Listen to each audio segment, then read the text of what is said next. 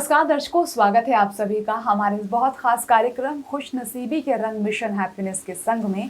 और मैं हूं आपके साथ नेहा सर्वेश शुक्ला।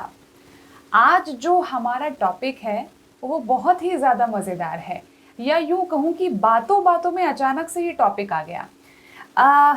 आप लोग हमेशा ये बात सोचते हैं ना कि पता नहीं भगवान हमें नरक में डालेगा या स्वर्ग में डालेगा।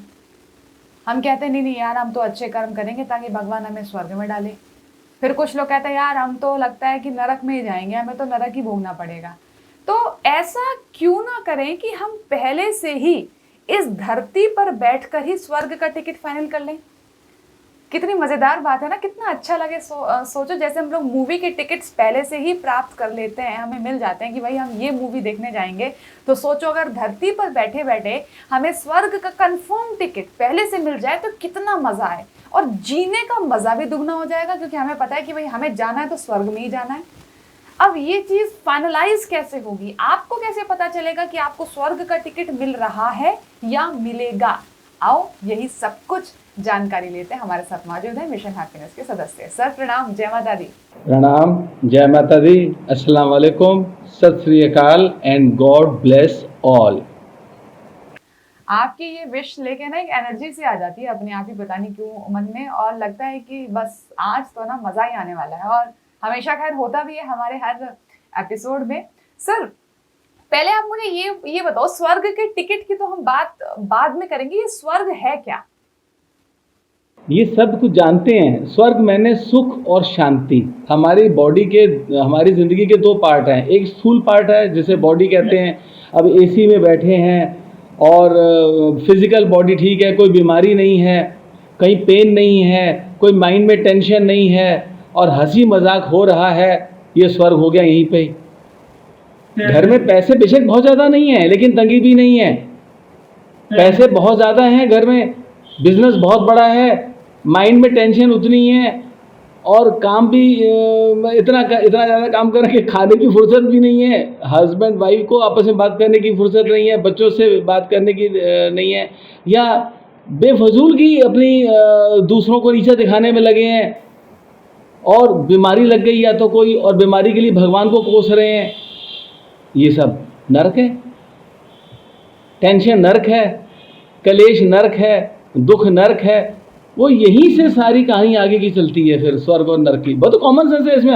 हम लोग तो कोई स्टूडेंट हैं, हम फिर हाथ जोड़ के सबसे निवेदन कर रहे हैं कि हम लोग कोई एक्सपर्ट नहीं है, हम लोग स्टूडेंट हैं, तालिब इल्म, जिससे कहना चाहिए सिख, गुरु सिख, शिक्षार्थी।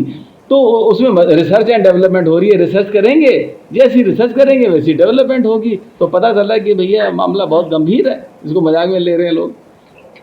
तो एक बात बताइए, ये कैसे पॉसिबल है कि हम धरती पर रहकर ही, यानी हम जो लोग हैं वो धरती पर बैठकर ही स्वर्ग का टिकट कैसे कटवा सकते हैं? मतलब ये फाइनल कैसे होगा कि हम स्वर्ग में ही जाएंगे? हाँ, अब ये देखिए, कहते हैं ना जहाँ चाहा वहाँ रहा। तो ये एक बुक आई, द प्रूफ ऑफ हेवन। ये बहुत ध्यान से देखें, the proof of heaven, a neurosurgeon's journey into the afterlife, doctor Eben Alexander. ये हार्वर्ड यूनिवर्सिटी के न्यूरोसर्जन है। ये बुक देख लीजिए।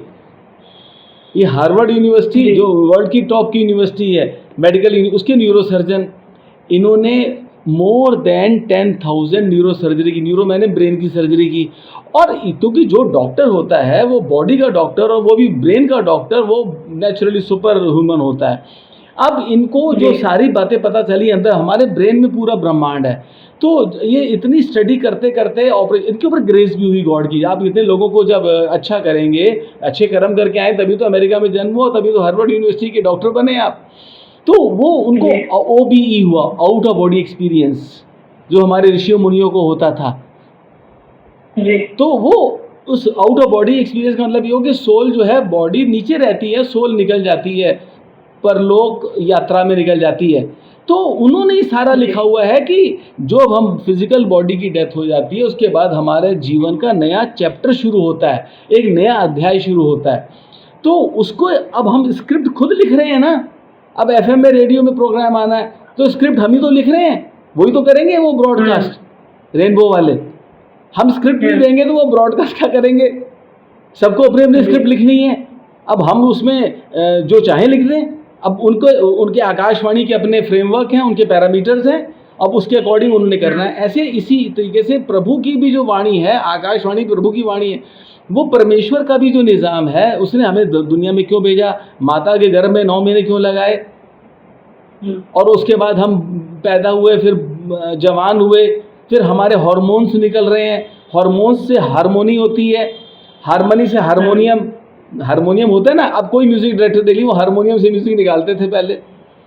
तो ये सब कहानी हारमोनी में रहना, शरीर का मन से दोस्ती, मन की बुद्धि से दोस्ती, और बुद्धि की आत्मा से दोस्ती, और आत्मा की परमात्मा से दोस्ती, सब मिला के बनता है स्वर्ग, जिसे कहते हैं शांति। सुख तो यहाँ मिलता है, वहाँ पे सुख नहीं है सूक्ष्म शरीर का, वो शांति है।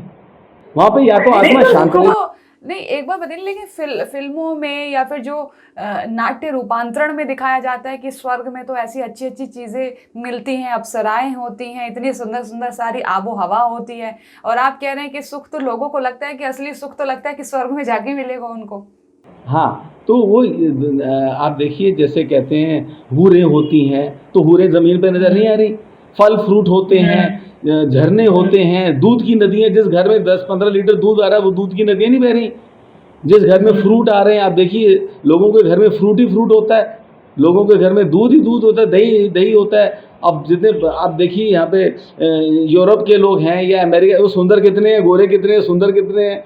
तो सब कुछ इस दुनिया में भी है। वहाँ का लोग जो है वो अंदर का लोग, वो भूगोल नहीं है, भूगोल नहीं है। It is nothing to do with the physical life, it is metaphysical. वहाँ पे जैसे हम लोग सपना भी देखते हैं, तो सपने में हम कोई देखते थोड़ी हैं, हमारी आंखें बंद होती हैं, आंखें बंद होती है ना, कान, हम सोए होते हैं और सपने में ऐसे लगता है कि ये सब रियल में देख रहे हैं। वहाँ भी ऐसे ही होगा, हमारी आंखें तो होंगी नहीं, हमारे कान तो होंगे नहीं, वो तो हिंदुओं के जला देंगे शमशान घाट में, मुसलमानों के दफना देंगे कब्रिस्तान में, और ऐसे हम लोग आत्मा निकल के जाएगी। लेकिन ड्रीम वर्ल्ड होगी, ड्रीम वर्ल्ड, उसे एस्ट्रल वर्ल्ड कहते हैं। तो यहाँ पे ही उसकी स्क्रिप्ट हम खुद लिख रहे हैं। अब ये प्रोग्राम हो रहा है, अब हम प्रोग्राम, अब जैसे आकाशवाणी का आपका मैटर है कि वो हमें इस दिन को करना है, हम स्ट्रेस डाल लें, अरे भैया इतना बड़ा प्रोग्राम करना है, यूट्यूब पे डालना है, रेनबो से होना है, हम ये करें, तो हम टेंशन में आके वो स्वर्ग बातें तो करें स्वर्ग की, और हो जाए हम नर्क में, हमारा ऑरा खराब हो जाएगा, वहाँ ऑरा जाएगा। जैसे यहाँ अच्छा, आप बार बार स्क्रिप्ट का जिक्र बहुत ज्यादा कर रहे हैं, आपकी स्क्रिप्ट ऐसी होनी चाहिए। तो एक्चुअल में अगर हमें स्वर्ग का टिकट कटाना है तो स्क्रिप्ट किस तरह से लिखी होनी चाहिए, यानी हमें अपनी स्क्रिप्ट कैसे लिखनी है फिर? हाँ, तो जो प्रोग्राम पहला आना है ना, उसमें 3 गाने हैं। पहला तो ये है कि दूसरों का दुखड़ा दूर करने वाले तेरे दुख दूर करेंगे, राम प्रदीप जी ने गाया था, उसको सुन ले सब आराम से, दर्शक सुने, श्रोता सुने, सब ध्यान से सुनिए। वो प्रदीप जी ने 1954-55 में दशहरा पिक्चर में लिखा था। उसके बाद दूसरा गाना आया, नेकी तेरे साथ चलेगी बाबा, आग पे एक दिन सो जाएगा और बन के धुआं तू खो जाएगा। तो नेकी तेरे साथ चलेगी बाबा, आंसू और मुस्कान, महेंद्र कपूर जी ने गाया। तो ये स्क्रिप्ट का मतलब हुआ कि जो मेरी किस्मत में, हमारी किस्मत में यूट्यूब का प्रोग्राम था, अब हम इस YouTube के प्रोग्राम में या आकाशवाणी के प्रोग्राम में, या हमारे घर में वाइफ है, हमारे घर में बच्चे हैं, ये सब किस्मत से हैं। अब इनके साथ हमें भगवान ने बुद्धि दी, हम व्यवहार कैसा करते हैं। हम व्यवहार जो है वो ब्रह्मांड के, गॉड के नियमों के अनुसार करते हैं, प्रेम करते हैं और सत्य की खोज करते हैं और जाने की हम लोग यहाँ पे टूरिस्ट वीज़ा पे आए हुए हैं, ये ध्यान में रखना। तो अपने आप मैं क्यों झगड़ूंगा किसी से, मैं जेलसी क्यों करूँगा। मैं वाइफ से झगड़ने भी जाऊंगा तो भैया वाइफ तो थोड़े दिनों बाद मैं तो वाइफ से अलग हो जाऊंगा, मेरे बच्चे मेरे से अलग हो जाएंगे, मेरे माता पिता मेरे से चले गए। माता पिता आज हमारे साथ कहाँ हैं? कईयों के माता पिता चले गए, कईयों के भाई बहन चले गए, कईयों की पति चले गए, कईयों की बच्चे चले गए, कईयों पत्नियाँ चली गई। तो ये हम सब बिछड़ जाएंगे। ये बार बार रिमाइंडर देना, तो स्क्रिप्ट अपने आप अच्छी लिखी जाएगी। अच्छा, मैंने ना सर यहाँ पर कुछ लोगों को ये भी कहते हुए सुना है कि अरे स्वर्ग नरक किसने देखा है, ठीक है जो होगा देखा जाएगा, फिलहाल जो करना है अब हम कर ही लेते हैं क्योंकि भगवान ने हमें यही करने के लिए इस धरती पर भेजा है। मतलब लोगों के अंदर बिल्कुल भी डर जैसे कि खत्म सा ही हो गया है। उनको लगता है ठीक है जो हमें करना है बस कर डालें, जैसे करें, अपना काम बनता भाड़ में जाए जनता वाला हिसाब किताब है।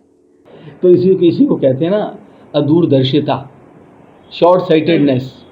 बीमारी को कहते हैं मायोपिक विजन। एक होती साइट आंखों से देखते हैं, और विजन, इंग्लिश में वर्ड बना विजन, विजन होता है मन की आंखों से देखना। तो दूर की ना सोचना, दूर के दर्शन ना करना, आकाश की वाणी ना सुनना। आकाश की वाणी का मतलब भगवान ने संसार रचा। भगवान कौन है? जैसे कृष्ण जी हम कह रहे हैं, हम कृष्ण जी को और राधा जी कौन है? ये प्रकृति। तो प्रभु ने ये प्रकृति रची, पुरुष ने, हम सब पत्नियां हैं, प्रभु एक पति हैं बस हमारे। गुरु ग्रंथ साहिब में बार बार लिखा हुआ है पत्नियां। तो पत्नियों को प्रभु सजा, पत्नियां कितना श्रृंगार करती हैं, देखिए श्रृंगार हो रखा है।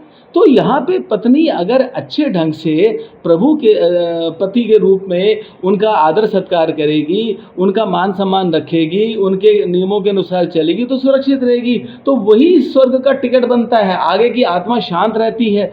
अब पुनर्जन्म अगर होगा हिंदू धर्म के अकॉर्डिंग, सिख धर्म के अकॉर्डिंग या इस्लाम और क्रिश्चियनिटी के अकॉर्डिंग अगर पुनर्जीवन होगा तो हिसाब किताब हर चीज़ का देना पड़ेगा। बैंक में आप अकाउंट देखते हैं ना, बैंक में अकाउंट में आपने देखा होगा कि भाई 8,50,980 रुपये 75 पैसे भी लिखे होते हैं। अब 75 पैसे तो कहीं है ही नहीं, लेकिन 75 पैसे डिजिटल में आते हैं।